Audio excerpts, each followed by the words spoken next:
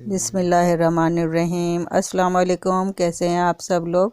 मेरी दुआ है कि अल्लाह पाक आप सबको अपनी हिफ्ज़ मान में रखे और सेहत व तंदुरुस्ती के साथ रखे। इसी दुआ के साथ हम अपनी वीडियो का आगाज़ करते हैं। तो आज हम चौकोर क्रिस्पी पराठे की रेसिपी लेकर आए हैं।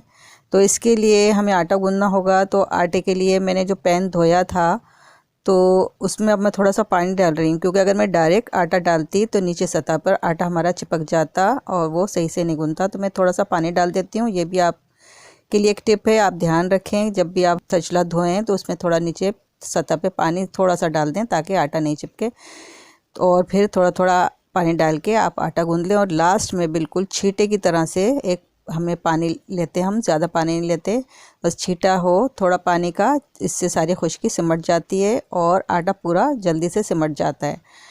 तो अब हम पेड़ा बनाने के लिए ऐसे थोड़ा सा पीस लेकर ऐसे हम बॉल की तरह निकालेंगे तो ये हमारा पूरा एक गोल पेड़ा हमें मिल जाता है।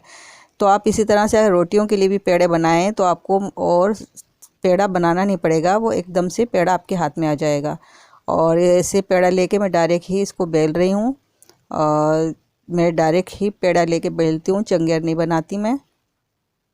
और चौकोर पराठे के लिए ये ज़रूरी भी नहीं होता कि आप बिल्कुल गोल पेड़ा बनाएं, गोल इसको बेलें, बग़ैर गोल बनाए ही भी चौकोर पराठा बन जाता है।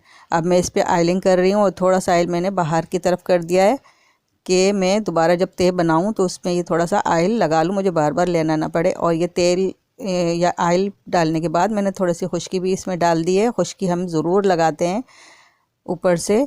और ये आयल जो मैंने साइड पे किया था ये मैं इस पे लगा रही हूँ, थोड़ी खुश्की भी डाल रही हूँ।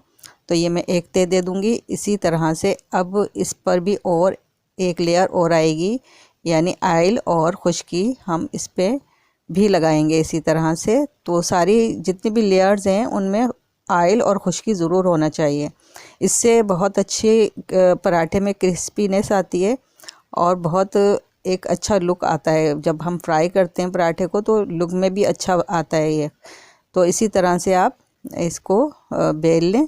और इसके बेलने का तरीका यही है, चौकोर पराठे को बेलने का तरीका, कि आप जब बेलें तो इसके जो ये कोने हैं, चारों कोने, तो इनको हम दबाएंगे पहले। तो ये देखें मैं दोनों कोने इस तरह से कवर हो गए। अब मैं घुमाकर ये मैंने चेंज की पोजीशन, तो मैंने ये दो कोने भी कवर कर लिए। ये चारों कोने तकरीबन हमारे दब गए हैं और हम अब इसको बढ़ाना शुरू करेंगे। कोने तो हमारे दब गए हैं, हम इसको इसी तरह से बढ़ाकर चौकोर बना लेंगे। बस इसी तरह से हम इसको बेलेंगे और किनारों पे थोड़ा सा दबाव हम डालेंगे ताकि इसके किनारे जो हैं वो मोटे ना रहें। किनारों को थोड़ा सा हमें दबाव देकर इसको बेलना होता है। जितना अच्छा हम साइडों से हमारा पतला होगा उतना ही पराठा हमारा क्रिस्पी बनेगा। और अगर ये मोटे किनारे होते हैं तो अच्छा क्रिस्पी नहीं बनता। तो आप देख सकते हैं ये हमने चौकोर कर लिया है पराठे को। बस अब हम इसको तवे पे डालेंगे और तवे पे डालने के बाद हम फ़ौरन ही आयल डालकर इसको पलट देते हैं। तो मैंने अब ये आयल डाला और आयल डालने के बाद अब मैं फ़ौरन से पलट दूंगी। मैं ज़्यादा हम इसको देर तवे पे नहीं छोड़ते, हम फ़ौरन हमें पलटना होता है।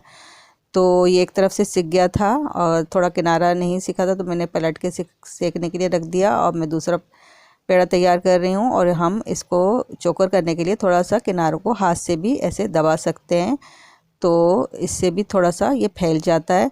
तो अब हम दूसरा पराठा तैयार कर रहे हैं। तो ये भी आप देख सकते हैं इतना कोई मुश्किल नहीं होता चौकोर बनाना, बस थोड़ा सा हम इसको साइडों से दबा देते हैं इनके कोनों को।